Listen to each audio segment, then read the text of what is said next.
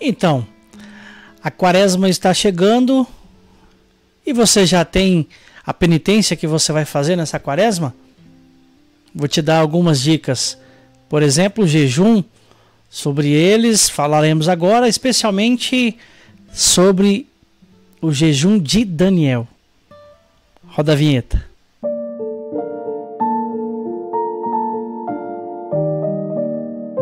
Então vamos falar um pouco sobre o jejum e algumas características relacionadas a essa prática, de conceitos, base bíblica, e gostaria que você ficasse comigo para que a gente possa juntos meditarmos um pouquinho a respeito disso tudo. Vamos lá?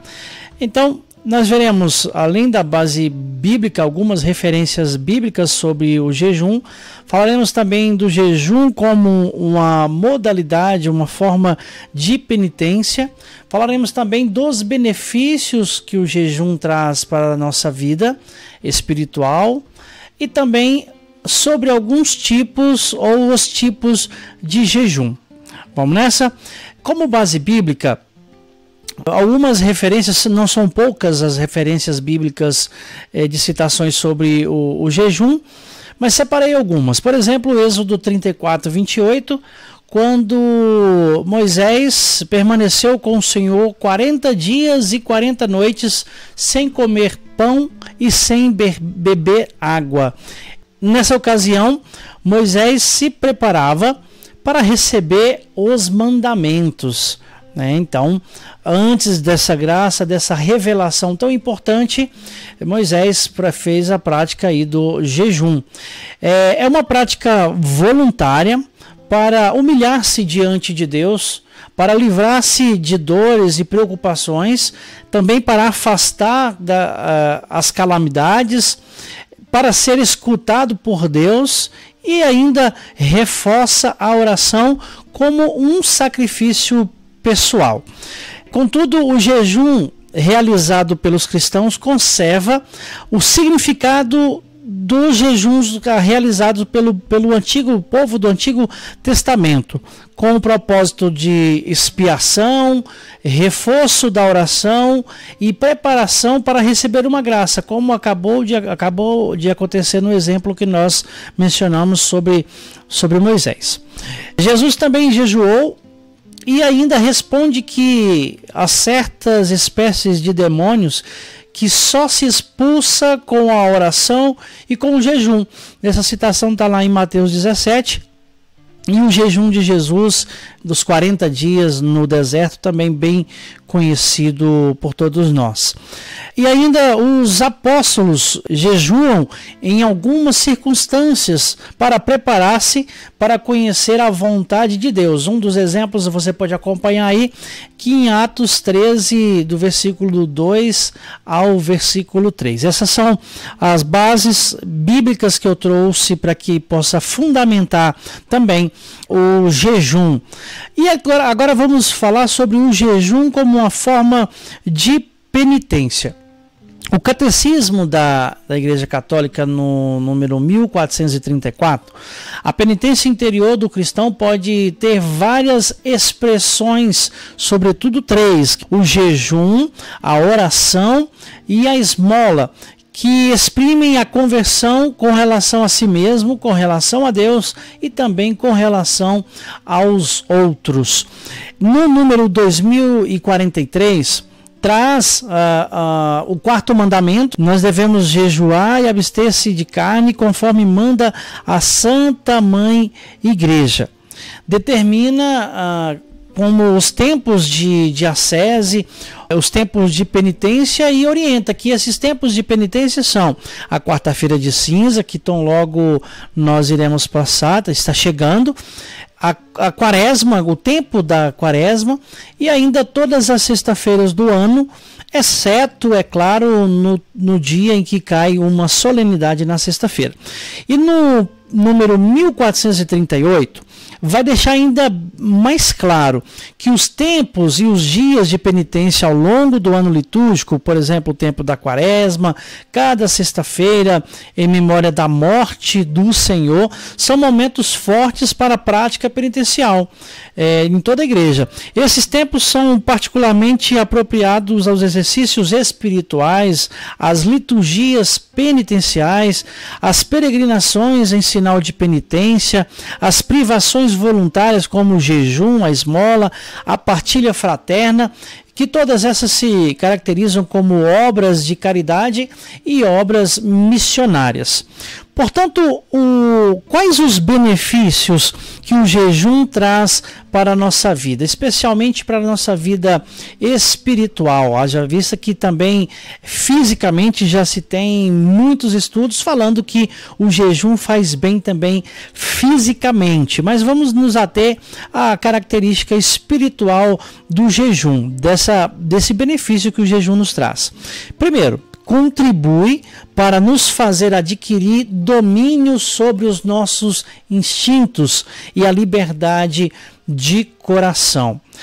O jejum também vale ressaltar que, seguido de oração, seguido de súplicas, ele serve para expressar a nossa humildade diante de Deus. Para agradar a Deus, no entanto, o jejum deve ser sempre acompanhado do amor ao próximo, da busca da justiça, e ele é simplesmente inseparável da oração. Então não se pode imaginar jejum sem, de fato, um momento de oração. Por isso, um grande alerta para que nós não nos esqueçamos desse detalhe. O jejum sem a oração não passa de uma dieta, certo? Forte é isso, né? Interessante. O jejum sem a oração não passa de uma dieta. Então, vamos falar um pouquinho dos tipos de jejum. A água e remédios, esses cuidados, eles não quebram o jejum. Então, qualquer pessoa que se sinta na vontade de fazer esse jejum pode. Ele é um jejum que abrange maior quantidade de pessoas. E em que consiste? Como é?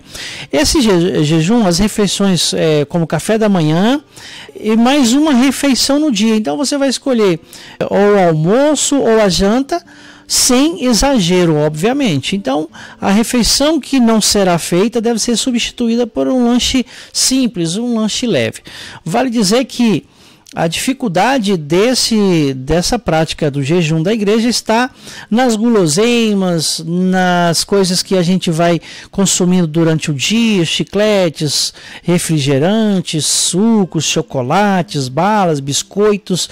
Todos esses são excluídos, esses não podem fazer parte da nossa alimentação durante o dia de jejum, especialmente no dia de jejum da igreja. Então, a gente vai privar de uma das refeições, escolhemos o almoço ou a janta e não tem aquele petiscar durante o dia. Outro tipo de jejum é o jejum a pão e água. E como o próprio nome já diz, é o jejum onde a alimentação de todo esse dia vai ser à base de pão quando tiver fome e água quando tiver sede. Quem pode fazer? As pessoas que não tenham nenhuma restrição quanto o caráter de saúde, né? Então, as refeições, café da manhã, ambas das 9 horas da manhã, pão e água. No restante do dia, quando sentir fome ao pão e com sede a água, né? Uma dica muito importante, esse jejum encerra às 18 horas e orienta-se que não se consuma o pão imediatamente próximo da água, porque isso pode fermentar ali no estômago e trazer alguns desconfortos, como até mesmo dor de cabeça. Bem simples, né? Bem tranquilo. O jejum, pão e água é uma opção bem interessante também. Outro jejum é o jejum à base de líquidos. Então, mais uma vez, o café da manhã sem exageros, que é feito antes das 9 horas da manhã, sendo que no restante do dia só se vai ingerir líquidos, né? Chá, suco, a sopa, os caldos, né? Lembrando que deve ser bastante líquidos, não aquele mais espesso, muito carregado de ingredientes. Lembrando que tem que ser uma alimentação simples, uma alimentação regrada, que vai nos fazer passar por essa penitência do jejum de líquidos, né? Então, qual a próxima forma de jejum que nós queremos trazer? O jejum completo. Esse já vai trazendo um grau de dificuldade um pouquinho maior. Quem pode fazer? As pessoas que não tenham nenhum tipo de restrição quanto à saúde e que já tenham praticado os outros tipos de jejum, jejuns que nós falamos anteriormente. Esse a gente já traz como um nível mais difícil, né, de penitência um pouquinho maior.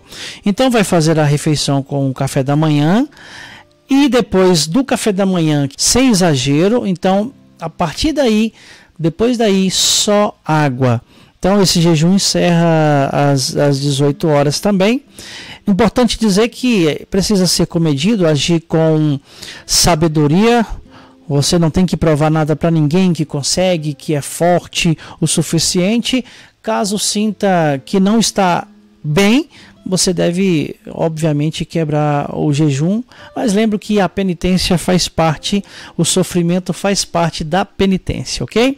E para aqueles que um pouco mais radicais, digamos assim, aqueles que querem aprofundar um pouquinho mais na penitência, eu quero trazer aqui um tipo de jejum muito interessante também, que é o jejum de Daniel.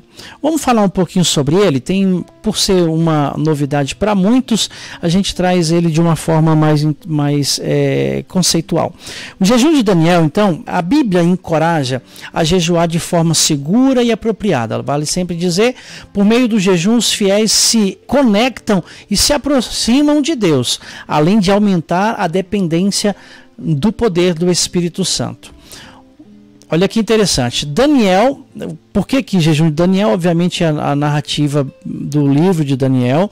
Então Daniel não queria se contaminar, né? E pediu ao eunuco que ele fosse atendido com uma alimentação diferente, que ele queria comer apenas vegetais e beber água fresca, e assim ele foi atendido. Então Daniel fez durante 21 dias uma alimentação baseada nos frutos da terra. Vale a pena dar uma olhada nessa narrativa que vai embasar todo esse jejum. E por quanto tempo se faz o jejum de Daniel? Bom, nós vimos que Daniel o fez durante 21 dias, mas isso pode muito bem ser adaptado para a nossa realidade, né? Para a nossa penitência, para aquele propósito que nós trazemos. E nós temos, vale destacar, nós temos um grupo no WhatsApp e nós estamos fazendo durante já uns 4, 5 anos a experiência do jejum de Daniel durante todo o tempo da quaresma. Eu vou deixar o link aqui na descrição desse grupo do WhatsApp. Se você tiver o interesse de entrar, fazer parte deste grupo, vai ser sempre muito bem-vindo, muito bem-vinda. Estaremos aqui juntos com certeza. E antes de continuar, quero te pedir para curtir esse material, já lembrar de alguém que você possa compartilhar também e comentar. Isso vai ajudar a fortalecer ainda mais o canal Filia. Então vamos adiantando. Aí uma pergunta que sempre surge, mas o jejum de Daniel então vai ser feito até mesmo aos domingos, que é o dia do Senhor? E eu respondo que sim. Eu respondo que sim porque nós vimos há uns slides atrás que a própria igreja nos orienta que o tempo propício para se fazer o jejum, a penitência, é durante os tempos de ascese, o tempo de penitência, que já coloca na frente, entre parênteses, o tempo da quaresma. Então é sim um tempo oportuno, propício para se fazer a nossa penitência durante todos esses dias. Lembro que o jejum não é um troféu, ou não deve ser praticado com vanglória. Não é para se mostrar que eu sou forte, eu sou capaz, é possível. Sim, mas é um intuito de um crescimento espiritual acima de tudo. Então eu trouxe para concluir esse material de hoje, esse trecho bíblico de Mateus 6, 16 a 18, e gostaria de meditar junto com você agora. E quando você jejuar, não fique triste como os hipócritas, pois eles desfiguram seus rostos para que seus jejuns possam ser vistos por outros. Em verdade vos digo que receberam a sua recompensa. Mas quando jejuares, unge a tua cabeça e lava o teu rosto, para que o teu jejum não seja visto pelos outros, mas pelo teu Pai que está em segredo. E o teu Pai que vê o secreto te recompensará. Espero que tenha gostado e até a próxima. Compartilha. Leva alguém essa informação se você achou interessante, se fez sentido para você. Até mais.